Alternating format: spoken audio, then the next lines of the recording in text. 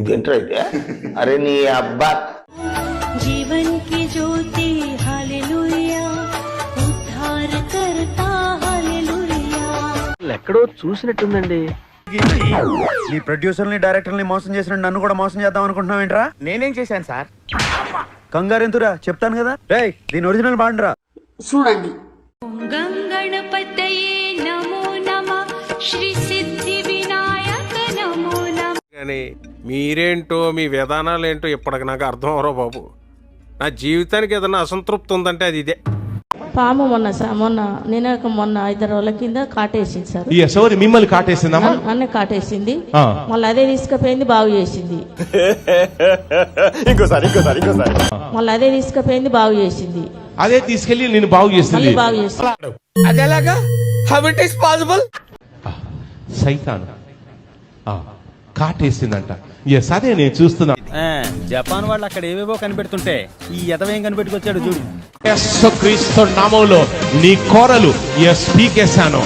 నమ్మొచ్చా? నా మీద నాకే నమ్మకం లేదు సార్, మీరైనా నమ్మండి సార్. యేసు నామములో బయటకు వచ్చేస్తున్నా, కాలిపోతున్నా. అయ్యి బాబోయ్, పిచ్చి బాగా ముదిరిపోయిందిరా మీకా.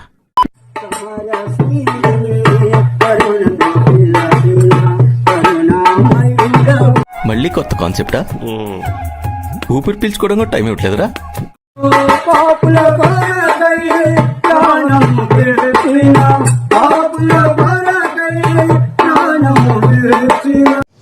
అసలు మీకు ఈ ఆలోచన ఎలా వచ్చింది? నాకు ఈ ఆలోచన ఎందుకు వచ్చిందని అడిగే బదులు మీకెందుకు రాలేదని సిగ్గుపడండి.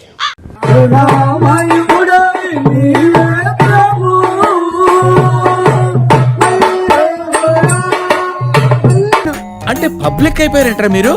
బరితెక్కించేశారా?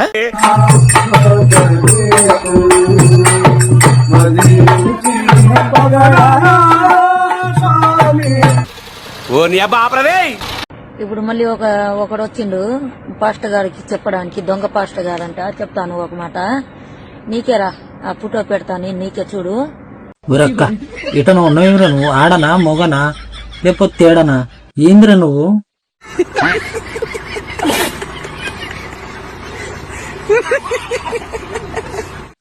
కాదురా, అజయ్ బాబు వాడు జోహార్ శ్రీరామ్ సినిమా తీస్తా అన్నాడు. రాముడు నా బామ్మర్దా అన్నాడు. అంటే నాకు కోపం వచ్చింది, దాని మీదనే వీడియోలు పెట్టిన. బానే ఉంది. అవును, క్లియర్ గా ఉందిగా. వన్ ట్రాలింగ్ అన్నారా, దాని కౌంటర్ అంటారు. దానికి అది అడిగిన దానికి సమాధానం చెప్పిన ప్రతి ఒక్క దానికి. నీ ఏం వచ్చిందిరా? నీ దేవుడు ఏమన్నా తిట్టారా?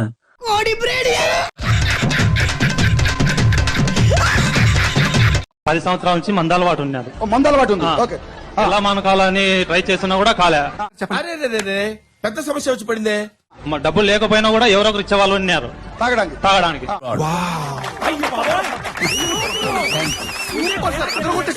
ఇప్పుడు ఎట్లా పిలుస్తాడు బా, నేను మళ్ళా తాగడానికి అలవాటు పడతానేమో, ఇప్పుడు ఇక్కడ రాలేదేమో అనుకుంటాను. ఇప్పుడు అయన్నొద్దు, పాయింట్కి రా. ఇప్పుడు మీరు వాటర్ ఎత్తగానే అని చెప్పని ప్రార్థన చేసుకోండి. తెల్లటి వెళ్తురు ఇందులోకి నీటి బుడుగులు వచ్చినట్టు. ఏంటి బాబా అన్న, ఇంకోసారి అన్న. తెల్లటి వెళ్తురు ఇందులోకి నీటి బుడుగులు వచ్చినట్టు. నాతో చెప్తే చెప్పావు కానీ ఇంకెవరితో చెప్పకు, ఎవరు నమ్మరు. ఇప్పుడు ఎలా ఉంది? మీకు మందు మీద నుంచి మనసు పోయిందా? అది తాగాలనిపించట్లేదు. అవునా? నిజమా? ఆయనకు దైవ శక్తి వాటర్ లోకి వచ్చింది. మాకు నమ్మకం లేదు దొరా, ఏమనుకో. తాకింది, ఇప్పుడు మందు తాగాలనిపించట్లేదు. అయ్యి బాబోయ్, నిజమే నమ్మ బుద్ధి కావట్లేదురా.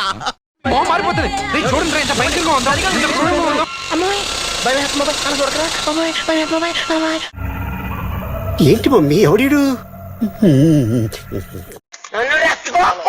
ఇందాక నాకు మడత ఎట్టవేంట్రా? చూపించు ఒకసారి. మళ్ళీ చూపించు. చూడు చూడు చూడు. అబ్బాయి ఎలా కాదండి, మీరు ఎలా కడుతున్నారంటే అలా కాదండి. నాలుగు కొంచెం పైకెత్తి తీసావు కదరా. ఎన్టీఆర్ని చూశాను, ఏఎన్ఆర్ని చూశాను, అమితాబ్ని చూశాను, కమల్ని చూశాను, కానీ నీలాంటి నటుడిని చూడలేదురా. వైట్ హెయిర్ అయిపోయిందండి అంతా. హెయిర్ వైట్ హెయిర్ అయిపోయిందా? 60% ఆఫ్ ద హెయిర్ అయిపోయింది. అయ్యయ్యో సానుభూతి వద్దురా. 60% అంటే నీకు విటమిన్స్ వేసుకోవడం వల్ల టాబ్లెట్స్ వేసుకోవడం వల్ల రియాక్షన్ వచ్చేసి 60% 60% జుట్టు తెల్లగా అయిపోయింది. అలాగా? ఎంత శుభవార్త చెప్పావు బాబు. ఉండు, నీకు కలర్ సోడా కొట్టిస్తాను. ఓకే. అయితే తర్వాత నేను బ్రెయిన్ ఆయిల్ తీసుకొని వైట్ హెయిర్ ఉంది కదన్న, ఇది నల్లగా అవుతే చాలా గ్రేట్. అసలు యాక్చువల్గా నాకు తెలిసి టెక్నాలజీ ఏది లేదు. అవునా? అబ్బా. వైట్ హెయిర్ నల్లగా చేయడం ఇది దేవుడికే సాధ్యం అని చెప్పి రోజుకొక చుక్క వేసుకుంటా ఉన్నాను. నా తల్లే ఒక 3-4 మంత్స్ నుంచి. అప్పుడు అందరూ అడిగేవాళ్ళు ఏంటి నీ జుట్టు అంతా తెల్లగా ఉంది అని. ఇప్పుడు బ్రెయిన్ ఆయిల్ వేసుకున్నాక నల్లగా అయిపోయింది కదా, అందరూ అడుగుతున్నారు. నల్లగా అయిపోయిందా? అయిపోయిందన్న. పిచ్చోళ్ళ గురించి వెంటనే కానీ లైవ్ లో ఇదే చూడటం. తర్వాత సీన్ లో అసలు అడుగు తీసి అడిగేయలేని సిచ్యువేషన్ లో ఉన్న ఈ పాపకి పట్టుకోండి వెనకాల ఇలా టచ్ మంత్రం వేయగానే wow, what a medical miracle. చాలా ఆశ్చర్యంగా ఉంది అంకుల్. అన్ని జబ్బులకి మనోడి దగ్గర మందు ఒకటే. కళ్ళు పనిచేయకపోయినా, కాళ్ళు చేతులు పనిచేయకపోయినా, రే చాలా పాపం రా. కిడ్నీలు పనిచేయకపోయినా సుఖ విరేచనం అవ్వాలి అంటే చాలా మంది దేవుడికి కమిట్మెంట్స్ ఇస్తారు. ఇది ఇస్తాం, అది ఇస్తాం. మిమ్మల్ని ఎక్కడో చూసినట్టుందండి. చాలా మంది దశమాగాలు తీరు, మాకు అప్పులు ఉన్నాయి, మాకు బాధలు ఉన్నాయి, గడిది గుడ్డు ఉంది అని చెబుతా ఉంటారు. నేను నా నోరు మూసుకుని దశమాగాలు తీస్తా ఉంటా. తీయకుండా ఉంటే పావు అప్పులు ఉన్నది దేవా ఏడ్చుకో, బాత్రూంలోకి వెళ్ళి ఏడ్చుకో, కింద కూర్చొని ఏడ్చుకో, మంచం మీద పడుకుని ఏడ్చుకో, ముసుకేసుకుని ఏడ్చుకో. మంచి మంచి కట్టుబాట్లు సార్. ప్రవ్వా నా పని అయిపోతే నేను ఇంత ఇస్తా ప్రవ్వా, ఇది చేస్తా ప్రవ్వా అని చాలా మంది కమిట్మెంట్స్ ఇస్తారు. అందులో తప్పే ఉంది, అది ఆర్ట్. ఇచ్చిన తర్వాత డబ్బులు చేతిలో పడతాయి. డబ్బులు చేతిలో పడగానే అబ్బో ఈ ఖర్చులు ఉన్నాయే, ఏం చేద్దామంటావు మరి? ఆ ఖర్చులు ఉన్నాయే, అది ఉందే, ఇది ఉందే అని వస్తుంది. పోతారా రే, అట్లాంటి పనులు చేయబాకండి, నిజంగా పోతారు. అంటే డబ్బులు ఇవ్వకపోతే చంపేస్తాడా? ఎందుకంటే దేవుడికి మాట ఇచ్చారు, మనుషులకి మాట ఇవ్వాల. దేవుడికి మాట ఇచ్చి అది తప్పారా మీ తిప్పలు మీరు తెచ్చుకున్నట్టే.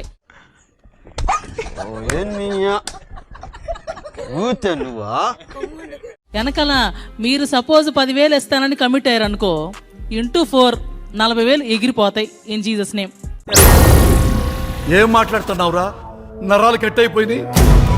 తర్వాత మళ్ళీ అయ్యో 40,000 పోయింది నెత్తిని కొట్టేసుకుని ఆడవలసి వస్తారు. కాబట్టి అట్లాంటి పిచ్చి పిచ్చి వేషాలు అయిపోయి ఆ విషయం మాకు తెలుసులే. ముందు ఎందుకు కమిట్మెంట్ ఇచ్చారు, ఎందుకు తప్పుతున్నారు? అడ్డమైన వేషాలు అయిపోకండి. బాగా బరి తెగించావు. నీకెక్కలేదు, బరి తెగించిన దానికి నేను ఏం చేస్తానో తెలుసా? ఏం చేస్తానో తెలుసా? ఏం చేస్తారు చెప్పనా? చెప్పు. చెప్తాను నీకు, చెప్తానే. కమిట్మెంట్ ఇస్తే కమిట్మెంట్ నిలబెట్టుకోవాలి, ప్రూవ్ చేసుకోవాలి. అప్పుడు ఆయన చేసుకున్నారు కదా, ఇచ్చి చూడండి ఇంకా ఎంత అద్భుతంగా ఆశీర్వదిస్తారు మీకే తెలుసు. మనం చేయని కూడా ఎంత స్ట్రాంగ్ గా చెప్పొచ్చని మిమ్మల్ని చూస్తేనే తెలుస్తుంది సార్. ఒక వర్గానికి మీరు ఇన్స్పిరేషన్ అంతే. నా డౌట్, ఈవిడ గతంలో బ్యాంకు రికవరీ ఏజెంట్ గా పనిచేసిందేమో.